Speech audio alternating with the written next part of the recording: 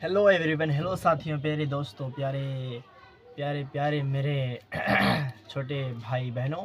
तो आप सभी कैसे, उम्मीद करते हैं आप बहुत अच्छे होंगे। तो आज की इस महत्वपूर्ण क्लास में हम जानेंगे कि अध्याय 8वीं 10th क्लास के बुक के अध्याय 8वीं के 8वें चैप्टर यानी कि त्रिकोणमिति के प्रश्नावली 8.1 के क्वेश्चन नंबर 1 को जो है उसको हम आसानी तरीके से समझेंगे और उसको हल करने का प्रयास करेंगे। तो चलिए आगे बढ़ते हैं। तो क्वेश्चन में कह रहा है कि त्रिभुज ABC में, किसमें, त्रिभुज ABC में, त्रिभुज ABC में B जो है वो समकोण है। क्या है? B जो है वो समकोण है और AB क्या है? 24 cm है। AB क्या है? 24 cm है। और फिर BC जो है वो 25 cm है। नहीं, BC जो है वो 7 cm है। कितना है? 7 cm है। ठीक है, आपको ये पता होना चाहिए कि इसको हम कर्ण कहेंगे, सीढ़ी को हम कर्ण कहेंगे और इसे हम लंब कहेंगे। क्या कहेंगे? लंब कहेंगे। ठीक है, और AB जो हो जाएगा वो लंब हो जाएगा। क्या हो जाएगा? लंब हो जाएगा। और ये जो है आधार कहा जाएगा। क्या कहा जाएगा? आधार कहा जाएगा। और ठीक उसी तरह दिया हुआ है कि AB यानी कि लंब 24 cm है और BC यानी कि आधार 7 cm है। तो कर्ण पहले निकालना होगा, तभी हमें इस क्वेश्चन को सॉल्व कर पाएंगे। समझ में आया? कैसे नहीं है कि बिना सॉल्व किए बन जाएगा, नहीं ना। तो चलिए आगे बढ़ते हैं। तो पहले इसका हम पाइथागोरस प्रमेय से h² p² के तरीके से निकाल लेंगे। चलिए हम लिखते हैं, समकोण त्रिभुज ABC में, समकोण त्रिभुज ABC में। ठीक है, तो पाइथागोरस प्रमेय से, किसे? पाइथागोरस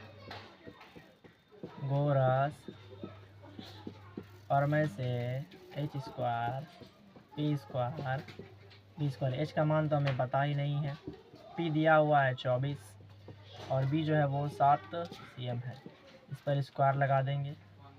ठीक है, 24 का होगा 576 प्लस 7 के 49। इन दोनों को जब जोड़ेंगे तो 625 होगा। इधर स्क्वायर है यानी कि स्क्वायर को इस तरफ भेजेंगे, स्क्वायर रहे और गुना, नंबर और अंग्रेजी के बीच में गुना रहे और जोड़ घटा रहे, एक तरफ माइनस रहे और दूसरी तरफ को भेजेंगे उसको तो वो घटा हो जाएगा, उसका चिन्ह बदल जाएगा। तो इधर स्क्वायर इधर आके रूट हो जाएगा। इसका रूट जब तोड़ेंगे तो वो 25 होगा। तो इसका मतलब कि ये कर्ण जो है वो 25 है। और हमें सवाल बनाना है पहला नंबर कि साइन A और कॉस A यानी कि कहाँ से रखना है मान? A से। एंगल क्या लेना है? A, यानी कि इसका जो इसके पास से जो हम बैठ करके तीर मारेंगे तो वो लंब हो जाएगा। क्या हो जाएगा? लंब हो जाएगा। तो ये लंब हो गया यानी कि P, यानी कि P/H इसका फॉर्मूला होता है। तो P क्या हो जाएगा? 7 हो जाएगा। और H होता है H, यानी कि H बदलता नहीं है, P/H हो गया। और cos A, ठीक उसी तरह cos का मान होता है B/H, B/H होता है। याद कर लीजिएगा इसको, 8वां और 9वां चैप्टर में ये महत्वपूर्ण क्वेश्चन हमेशा आते ही रहते हैं। और मैट्रिक परीक्षा की जो बात की जाए तो पासिंग मार्क्स यानी कि 100 नंबर में 30 नंबर औसतन, एकदम कंफर्म, औसतन नहीं एकदम कंफर्म कि 30 नंबर इसी से आता है।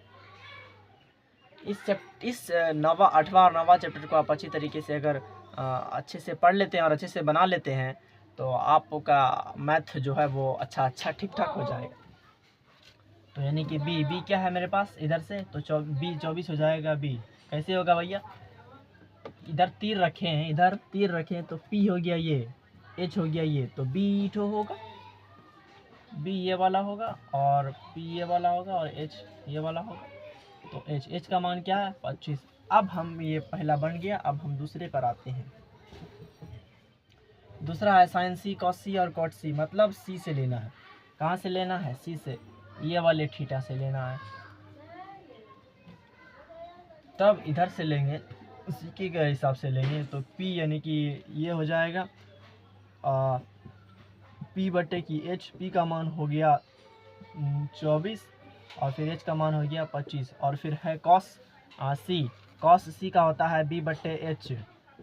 क्या होता है b बट्टे h, तो b हो गया 7 और h हो गया 25। ठीक है। और अब cot की बात करें तो cot का होता है b बट्टे p होता है, b बट्टे p होता है। b क्या होगा भैया 7 और p का होगा 24। तो इस तरह ये सवाल पूरा बन गया है। उम्मीद करते हैं आपको बहुत अच्छी तरीके से समझ में आया होगा।